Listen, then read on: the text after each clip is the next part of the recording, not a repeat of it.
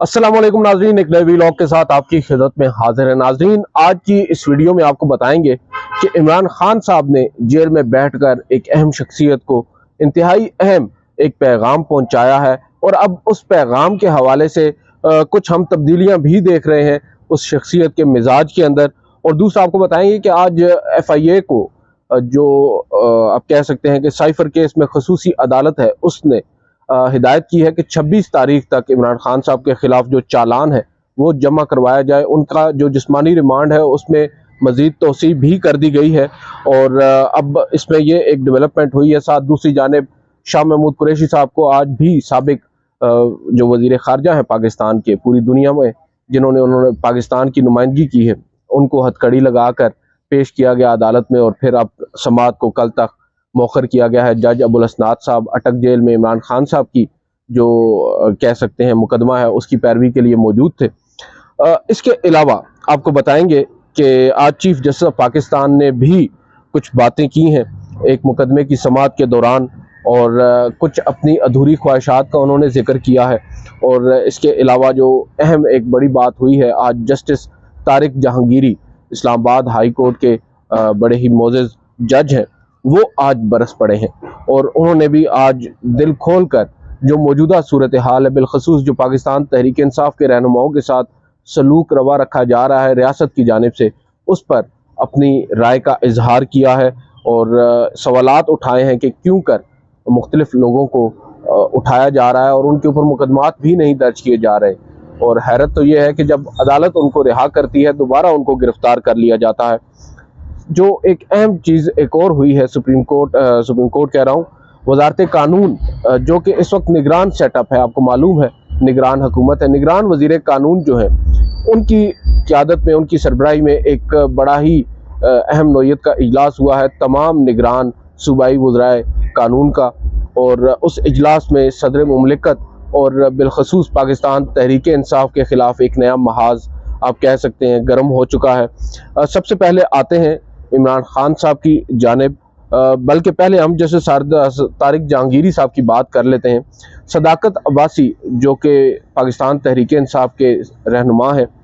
उनके हवाले से उनका एक केस था, उसमें उन्होंने कुछ सवालात उठाए। उन्होंने कहा है जस्टिस तारिक जहांगीरी ने कि कैसे मुमकिन है कि एक बंदा रेड जोन पार्लियामेंट लॉजेस से उठाया जाए। और फिर उन्होंने ये सवाल पूछा कि अभी तक क्या इंक्वायरी मुकम्मल नहीं हुई और 13 रोज से वो कह रहे हैं कि एक बंदा गायब है और किसी को इल्म नहीं,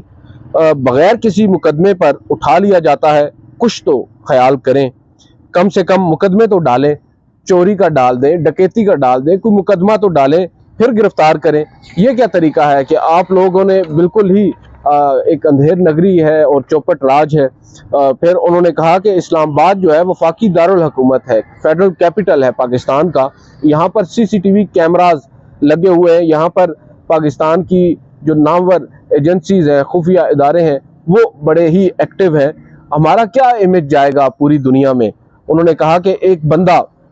एक केस में रिहा होता है और उसे दूसरे दिन या दूसरे मुकदमे में उठा लिया जाता है, ये कोई तरीका नहीं है। बरहमी का इजहार किया है उन्होंने बिलखसूस जो इंतज़ामिया है इस्लामाबाद की, उन पर कि किस तरह एक पार्लियामेंट लॉजेस जो कि रेड जोन में है और वहाँ पर कोई भी गैर मुतलका शख्स दाखिल नहीं हो सकता, उधर से एक शख्स को गायब कर दिया जाता है, उठा लिया जाता है और अभी तक ये भी नहीं मालूम कि उसके ऊपर कौन सा मुकदमा दर्ज किया गया है। फिर आते हैं इमरान खान साहब के ऊपर। इमरान खान साहब ने आज अपने वकला के ज़रिए एक पैगाम भेजा है सदर मुमलिकत डॉक्टर आरिफ अलवी साहब को और उनसे अब रिक्वेस्ट की है, इस्तदा की है साबिक वज़ीर आज़म इमरान खान ने कि खुदारा इंतखाबात की तारीख का ऐलान करें। सदर मुमलिकत आपको मालूम है रिलक्टेंट है, शायद वो प्रेशर को सस्टेन नहीं कर पा रहे या जो भी है। कुछ अर्सा कबल तो उन्होंने माजरत ही कर ली थी और बाकायदा पैगाम पहुँचाया था बैरिस्टर अली जफ़र के हाथों कि वो तारीख का ऐलान नहीं कर रहे। उसके बाद फिर जो पाकिस्तान तहरीक इंसाफ है उसने ऑफिशियली मुतालबा रखा और आज इमरान खान साहब ने एक मरतबा फिर जोर दिया है, सदर आरिफ अलवी से ये रिक्वेस्ट की है कि वो इंतखाबात की तारीख का ऐलान करें। और साथ ही वजारत कानून हरकत में आ गई, निगरान हुकूमत अगर मैं कहूँ हरकत में आ गई है। पाकिस्तान तहरीक इंसाफ की इस मुतालबे को रद्द करने के लिए अब एक ऐसी तरमीम को जवाज़ बनाया जा रहा है जो कि आइन में की गई है, और कानूनी माहिरीन समझते हैं कि ये जो तरमीम है ये आइन से मुतसादिम है, आइन से अल्ट्रा वायरी है। और वो ये समझते हैं कि इंतखाबात की तारीख का जो ऐलान है वो सदर कर सकता है, जबकि अब वजारत कानून ये कह रही है कि हमने तमाम तर जो आइनी दफ़ात हैं, आर्टिकल्स हैं, उनका जायज़ा लेने के बाद इस नतीजे पर इत्तेफाक किया है, इस नुक्ते के ऊपर, कि इंतखाबात की तारीख का जो इख्तियार है वो इलेक्शन कमीशन के पास है, और इलेक्शन कमीशन ही इंतखाबात की तारीख का ऐलान कर सकता है और इंतखाबात का इनेकाद करा सकता है। अब यहाँ पर ये बहस चल पड़ी है कि क्या अब सदर मुमलिकत तारीख का ऐलान करेंगे, क्योंकि यही जो निगरान वज़ीर कानून है इन्होंने मुतअद्दिद मुलाकातें भी की हैं आरिफ अलवी साहब से, और आरिफ अलवी साहब पहले तो शायद उन्होंने हामी भर ली थी इंतखाबात की तारीख का ऐलान न करने की, मगर अब जब से पाकिस्तान तहरीक इंसाफ ने पुरजोर अंदाज में उनसे अपील की है, मुतालबा किया है, रिक्वेस्ट की है, इस्तदा की है, आप जो भी कहें, सदर आरिफ अलवी साहब अब फिर एक दफ़ा हरकत में आए हैं, और अब वो इस सोच में हैं कि किस तरह कोई जवाज़ पैदा करके वो तारीख का ऐलान करें। और दूसरी जानिब जो PTI है या इमरान खान है, वो लोग काफ़ी ज़्यादा नाला हैं डॉक्टर आरिफ अलवी पर कि क्यों कर वो इतनी ताख़ीर बरत रहे हैं। और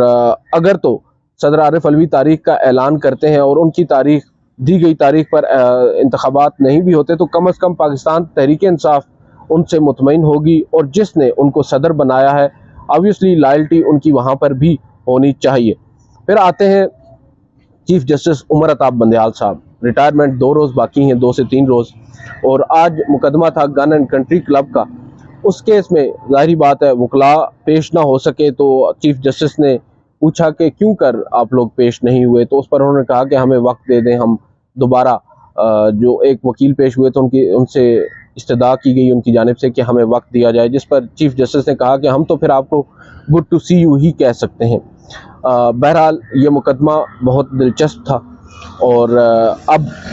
जो नया बेंच है वो ये केस सुनेगा, और ज़रूरी नहीं है कि इंसान की जो हर ख्वाहिश है वो पूरी हो, जो चाहे वही ख्वाहिश इंसान की पूरी हो। ये कहना था चीफ जस्टिस उमर अताब बंदयाल का। उनकी ख्वाहिश थी कि वो इस मुकदमे को अपने ही दौर में निपटा कर चले जाएं, मगर शायद वकला भी नहीं चाहते कि जस्टिस उमर अताब बंदयाल इस केस का फ़ैसला करें, इसीलिए आज भी वो पेश नहीं हुए। और अब चीफ जस्टिस ने इस उम्मीद का इजहार किया है कि आइंदा आने वाला जो बेंच होगा, इस केस की समाअत करने वाला जो बेंच तश्कील पाएगा,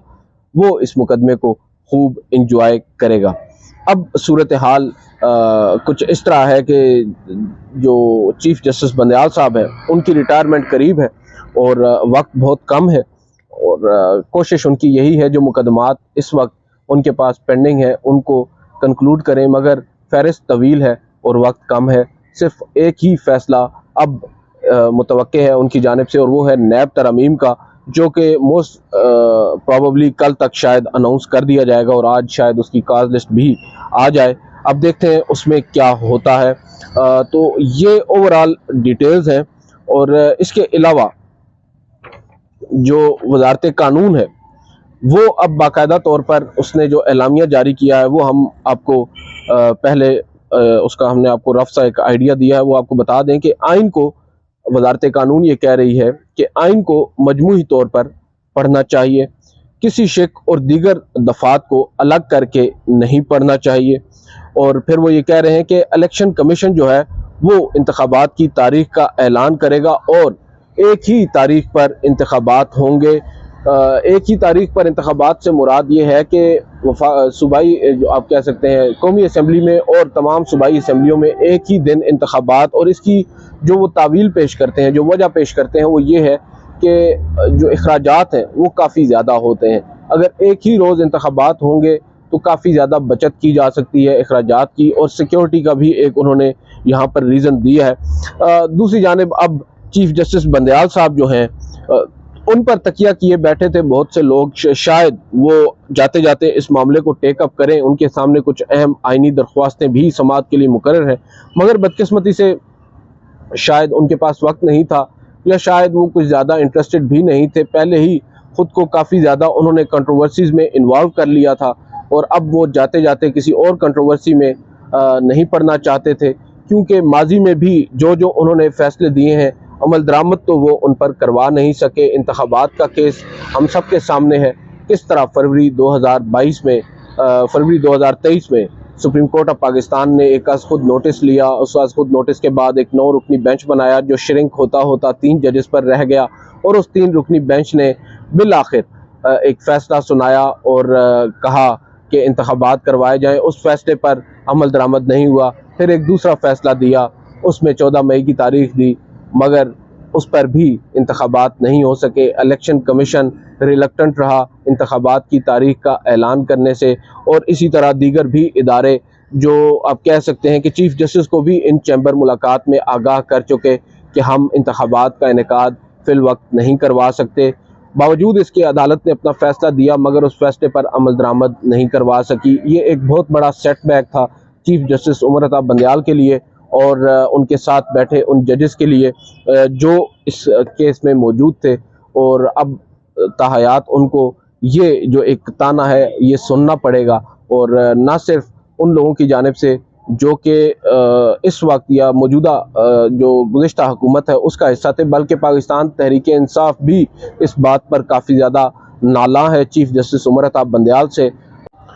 हमने हाल ही में उस कन्वेंशन में भी देखा कि किस तरह जो वकला हैं, पाकिस्तान की जो वकला की एक क्रीम है, जस्टिस कह रहा हूँ, जो बैरिस्टर एतजाज़ एहसन है, हामिद खान साहब हैं, लतीफ़ खोसा साहब हैं, दीगर वकला, उन सब ने चीफ जस्टिस ऑफ पाकिस्तान को दबे लफ्ज़ों में तनकीद का निशाना बनाया। फौजी अदालतों का मामला वो कंक्लूड ना कर सके, इंतखाबात के मामले पर वो अमल दरामद ना करवा सके, और इसी तरह कुछ अहम आइनी दरख्वास्तें अभी भी पेंडिंग हैं। Supreme court practice and procedure को हम एक्सपेक्ट कर रहे थे कि वो जाते जाते डिसाइड करेंगे, मगर वो भी उन्होंने अधूरा छोड़ दिया। तो ये जो लेगेसी वो छोड़ कर जा रहे हैं, ये वो बेसिक रीजंस हैं जिनकी वजह से अब उनको आइंदा आने वाले दिनों में मजीद तनकीद का सामना करना पड़ सकता है मुख्तलिफ हलकों की जानिब से। और जस्टिस उमर अता बंदयाल ने अपनी इनिंग्स तो भरपूर खेली, मगर कुछ उनसे ऐसी गलतियां हो गई जिनका अब उनको खमियाजा भुगतना पड़ेगा। बहरहाल आज सुप्रीम कोर्ट में एक डिनर है सुप्रीम कोर्ट बार एसोसिएशन की जानिब से, उस इशाइये में हम भी जाएंगे और वहाँ पर कोशिश करेंगे कुछ खबरें लेने की, कुछ बात करने की जजेस से भी और कुछ दीगर लॉ अफसरान से, और फिर आपको अपडेट करेंगे कि आज के उस डिनर में क्या हुआ। आज की इस वीडियो से इतना ही, इजाज़त दीजिए, अल्लाह हाफ़िज़।